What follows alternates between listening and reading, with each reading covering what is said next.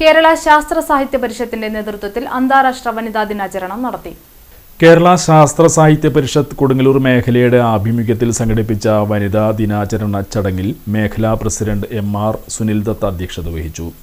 ജില്ലാ ഫാക്കൽറ്റി അംഗമായ ടി.എ. രാജശ്രീ ടീച്ചർ വിഷയാവതരണം നടത്തി.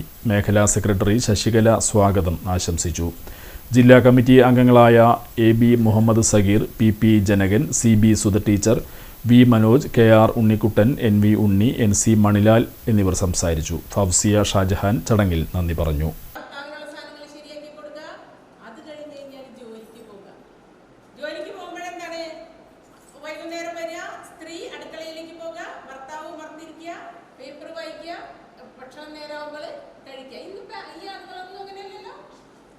ഒരുപാട് പണികൾ എടുക്കുന്നുണ്ട്. എൻ്റെ വീട്ടിലുണ്ട്.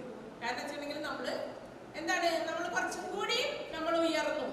പണ്ട് കാലത്തേക്കാൾ കുറച്ചുകൂടി ഉയർച്ച നമുക്കായിട്ടുണ്ട്. ഇപ്പൊ നമുക്ക് ഭാഗിച്ചു കൊടുക്കാൻ.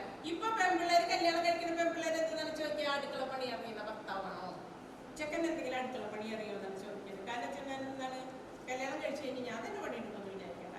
കാരണം നമ്മളെ പോലുള്ളവര് ചെയ്ത് കണ്ട പ്രവൃത്തിയുടെ ഭാഗമായിട്ട് നമ്മളുടെ മക്കള് കുറച്ചും കൂടി തിരിച്ചറിവായി.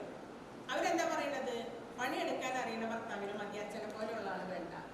കാരണം നമ്മൾക്കും വേണം സ്വാതന്ത്ര്യം. നമ്മളും കഷ്ടപ്പെടാൻ